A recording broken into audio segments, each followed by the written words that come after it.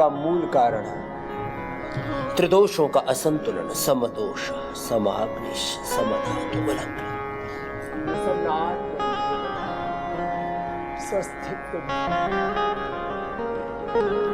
दोष सम हो, अग्नि सम हो, पंचभूताग्नि, सप्त धात्वाग्नि, जठराग्नि, प्राणाग्नि सम हो, तो फिर हमारे रस रक्त मांस में अस्थि मज्जा शुक्र रज ओज सब धातुएं हमारी पुष्ट है।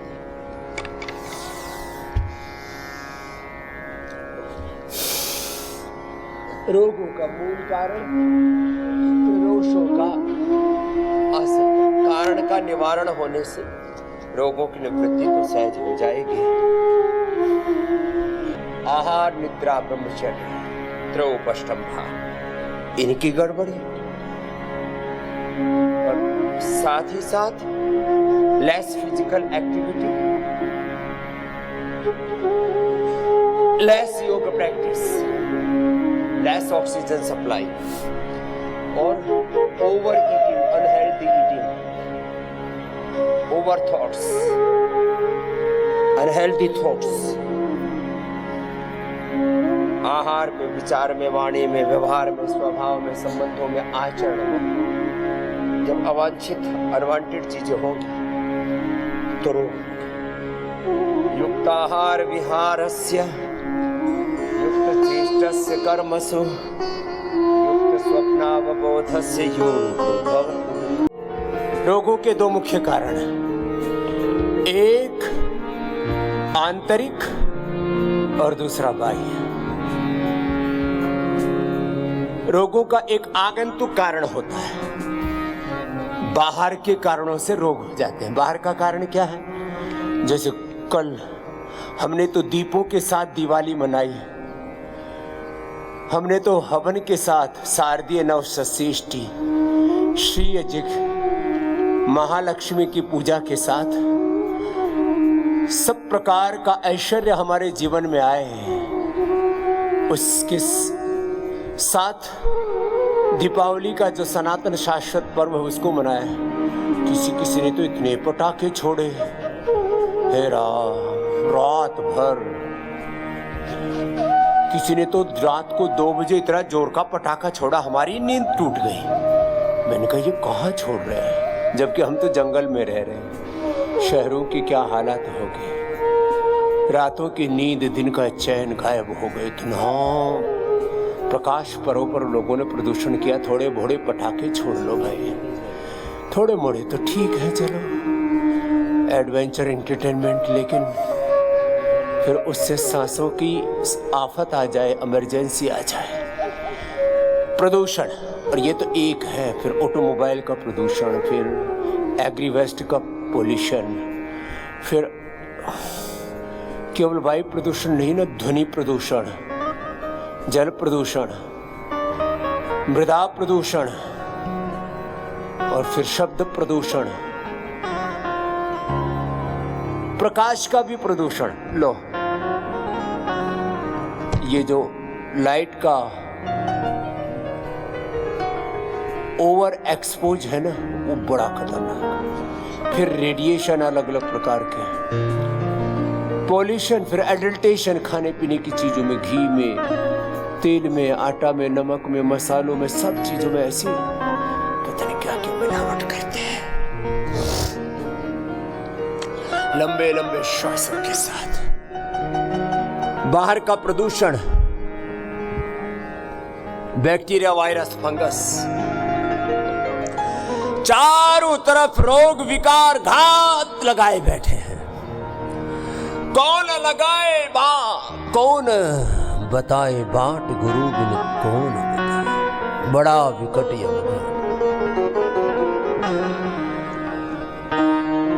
साधु जग, गुरु बिन जग अंधियारा। तो गुरु के बिना कौन बाट बताएगा? रोग विकार, ये तो मैंने बात की है, पोल्यूशन की बात की है, बैक्टीरिया, वायरस, फंगस की। काम क्रोध लोभ मोह अहंकार घात लगाए बैठे हैं। बिना योग के ये जीवन ठीक दिशा में आगे नहीं बढ़ेगा। इसलिए योग पथ का, वेद पथ का, ऋषि पथ का अनुसरण करो, अनुगमन करो।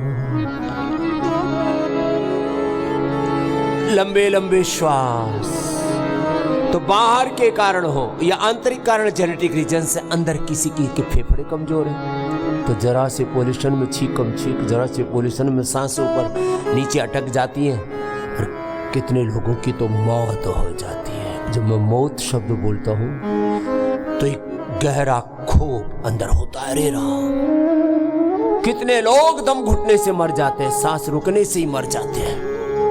और ये संख्या लाखों में नहीं, करोड़ों में है। करोड़ों लोगों की मौत दम घुटने से हो रही है, श्वास ठीक से नहीं आ रहा। करोड़ों लोगों की मौत हार्ट अटैक से हो रही है अचानक। और फिर ये कोरोना में ओवरडोज ऑफ स्टेरॉइड एंटीबायोटिक्स, फिर ओवरडोज ऑफ वैक्सीनेशन। ओवरडोज क्या, वो तो मामला ही बड़ा खतरनाक है साहब, ज्यादा ही बढ़ गया मामला हार्ट अटैक का, ब्रेन स्ट्रोक का, और भी ऑटोइम्यून डिजीज का उपद्रव। शरीर की नैसर्गिक प्रक्रिया को हमने बिगाड़ डाला। बहुत खतरनाक दौर से गुजर रही है ये दुनिया, ये जिंदगी। ये योग विद्या, ये योग पथ, अब इसको वेद पथ कहो, ऋषि पथ कहो, सनातन पथ कहो, जीवन का ये शाश्वत पथ, ये जीवन का शाश्वत मार्ग, ये जीवन का सनातन शाश्वत विधान है। और इसमें ही जीवन की समस्त समस्याओं का समाधान है।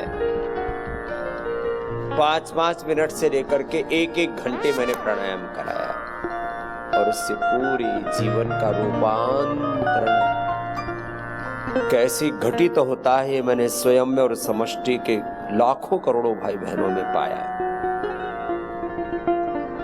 मैं 4 शब्दों का प्रयोग करता हूं। योग का प्रयोग करके जो परिणाम आए वो आज परिणाम प्रमाण बन गए। योग प्रयोग परिणाम प्रमाण, ये योग का प्रमाण है। और इसमें आत्म प्रमाण भी है। हम हर गांव गली मोहल्ला में लोगों ने खुद देखा है, योग किया, जीवन रूपांतरित हो उठा। लेकिन थोड़ा लंबा करना पड़ता है। आत्म प्रमाण, we have self evidence, we have real world evidence, we have clinical evidence, we have clinical control research trials evidences. और वो भी लाखों में नहीं, करोड़ों में प्रमाण है। और फिर भी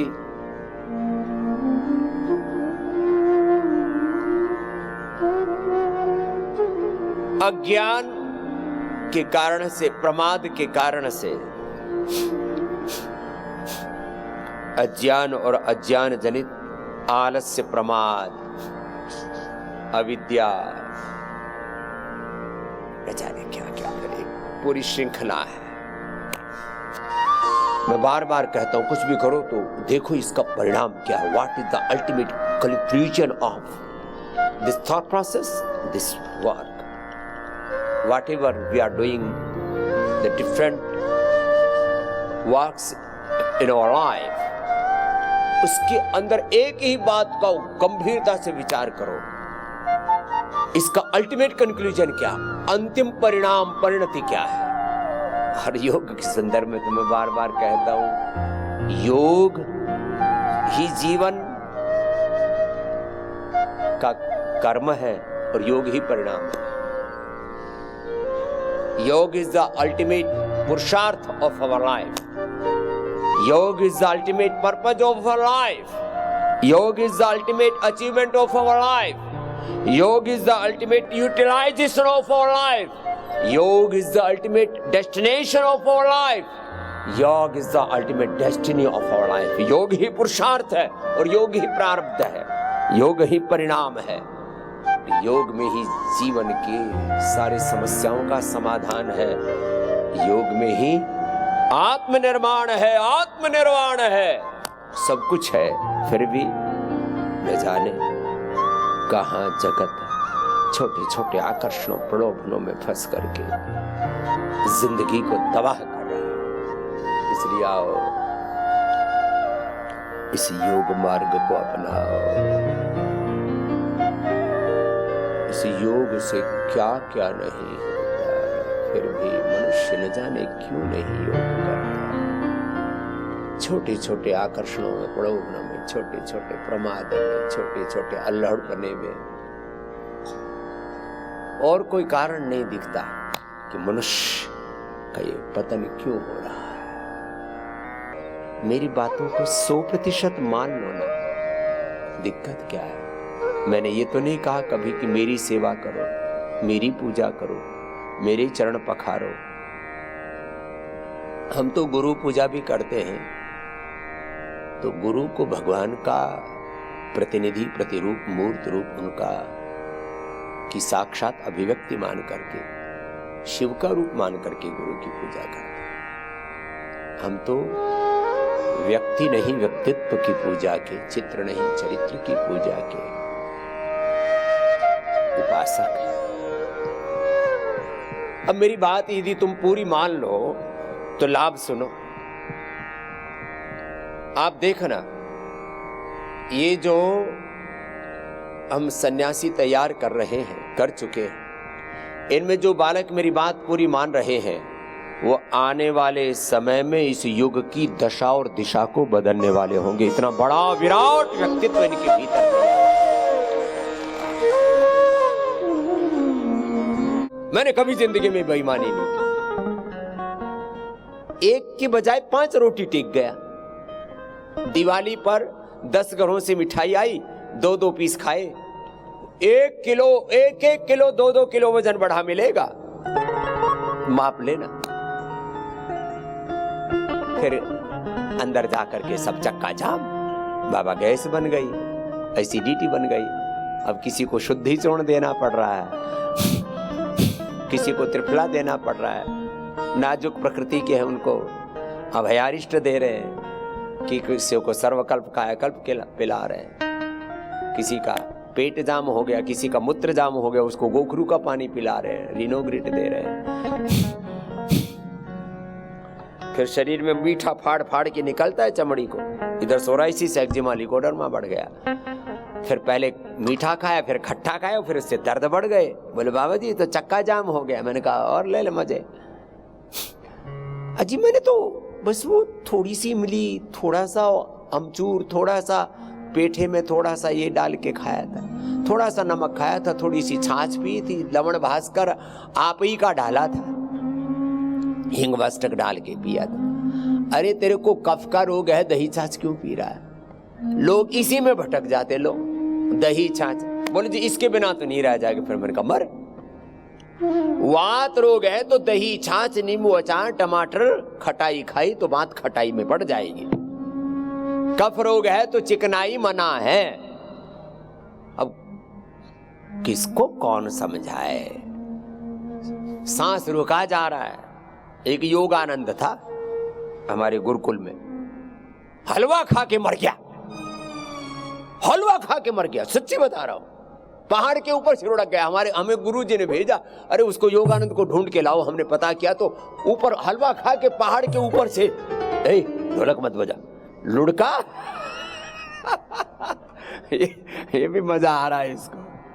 तो ऊपर से लुढ़का, नीचे मिला तलहटी में। सच्ची बोल रहा हूं, मैं ढूंढ के लाया उसको। ढूंढ के लाया मतलब मरे हुए को, लाश को, हलवा खा के मर गया। अरे और तो बात छोड़ो, हमारे जो गुरुजी थे, आयुर्वेद वाले गुरुजी, देखो हमारे पूज्याचार्य बलदेव गुरुजी, तो एक बार भी असंयम नहीं किया उन्होंने खाने पीने जीने में। बलराम जी जिनसे हमने आयुर्वेद सीखा, दमा हो रखा और हलवा खा रहे, और फिर आधा किलो, 1-1 किलो कप। मैंने कहा गुरुजी आप जानते हो ना कि ये घी कप बनाता है?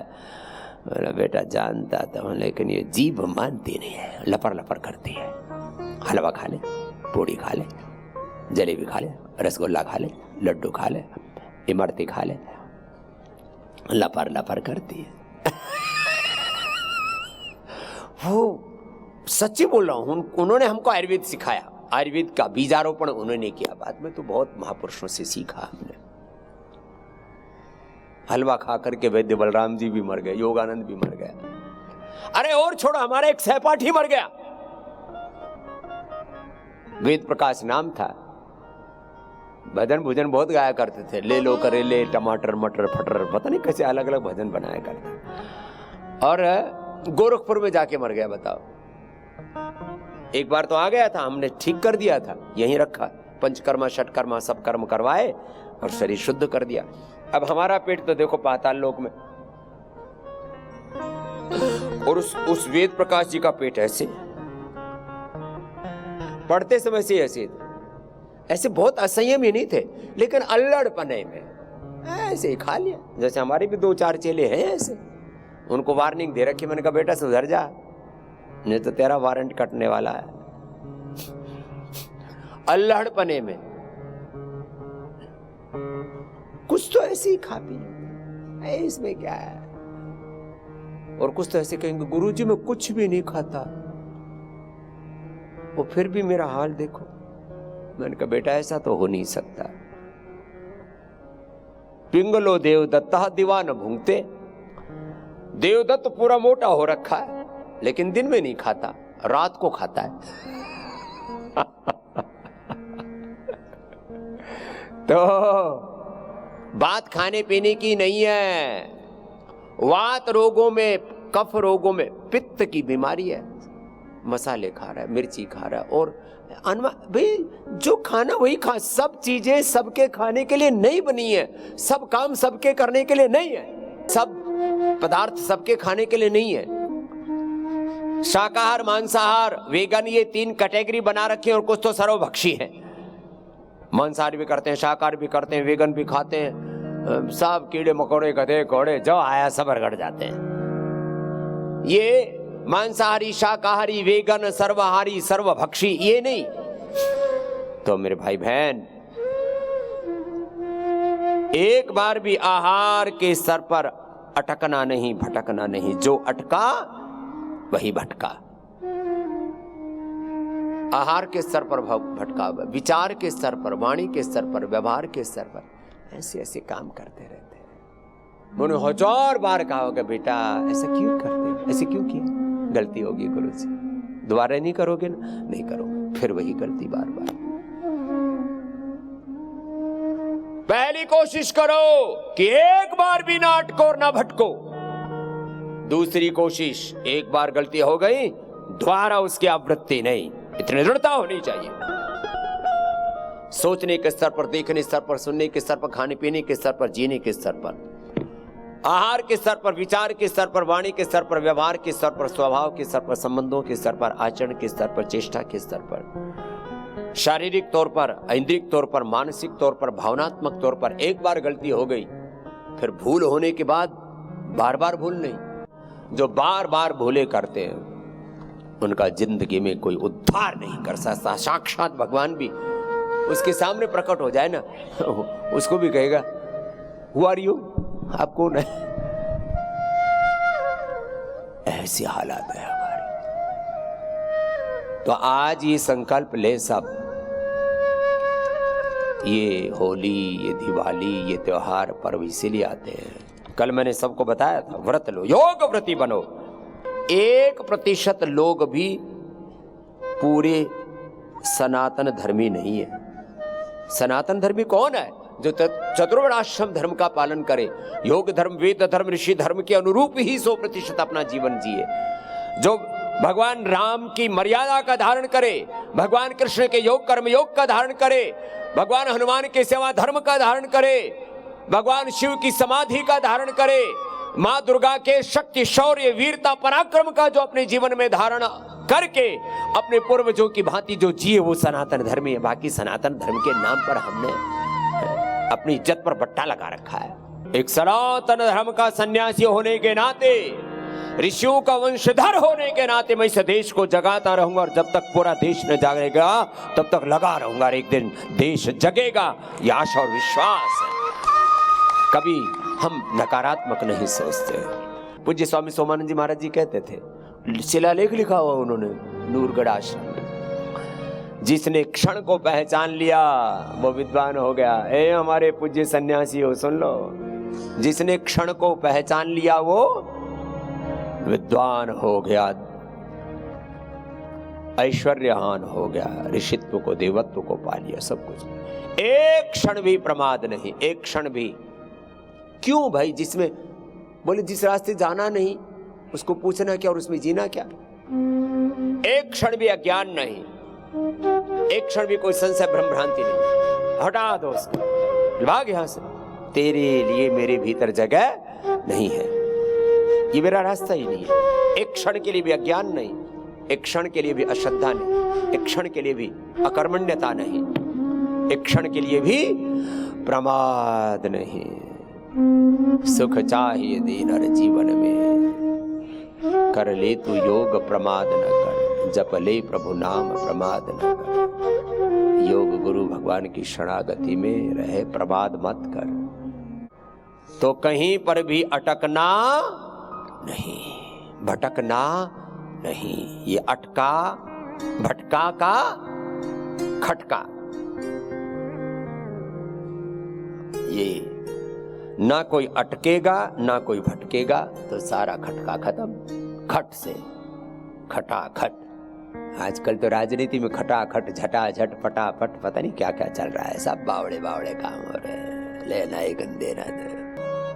अब लोग घरों में अटके भटके पड़े हैं। 20-30 साल हो गए दवा खा खा करके मरे जा रहे हैं। बीपी है, शुगर है, फिर लिवर किडनी फेलियर हो गया, आंख से दिखाई नहीं देता, कान से सुनाई नहीं देता, सांस आती नहीं है, दिल में कुछ कुछ हो रहा है, दिमाग में कुछ चल रहा है, हड्डियां जर्जरित हो गई है, चमड़ी उधड़ी पड़ी है, मुठिया गए हैं, पतला गए हैं, पगला गए हैं।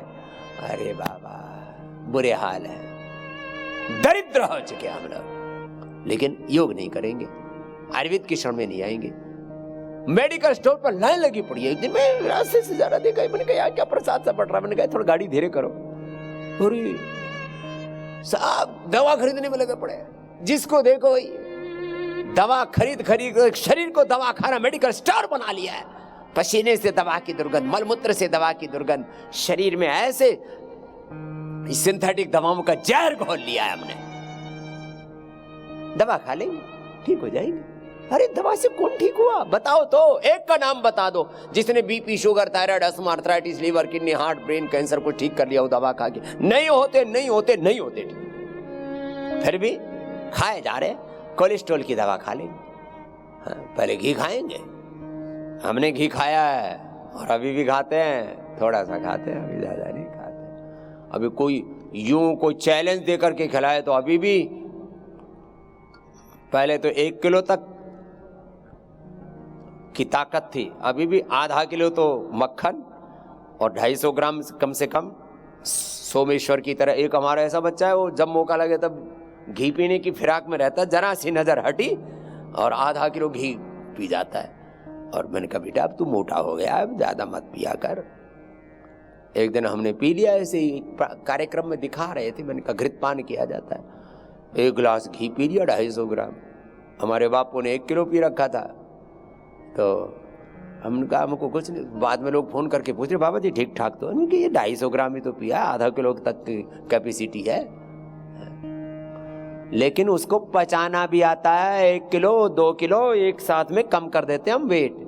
हम एक दिन में आदमी का, औरत का, कोई भी हो, इंसान का 3 से 4 किलो तक वेट कम कर सकते हैं, सारे प्रोसीजर्स अपनाएं तो। हमारे पास इतनी विद्या है, ये ऋषियों की विद्या इतनी बड़ी हमारे हाथ लगी हुई है। एक मेरे से बोला बाबा तेरी औकात क्या है, तेरी हैसियत क्या है। मैंने कहा मेरी व्यक्तिगत तौर पर तो कोई औकात नहीं, लेकिन ऋषियों के ज्ञान की बदौलत, वेदों के ज्ञान की बदौलत, सनातन धर्म की बदौलत मेरी इतनी बड़ी औकात है कि पूरी दुनिया को अकेला निरोग बनाने का सामर्थ्य रखता हूँ। पूरी दुनिया को मधुमेह मुक्त, बीपी से मुक्त, कैंसर से मुक्त, मोटापे से मुक्त, हार्ट अटैक से मुक्त, जो में बेमौत मर रहे हैं लोग, उनको बचाने का सामर्थ्य रखता हूं। बात माने तो सही, मरे जा रहे, मानेंगे नहीं।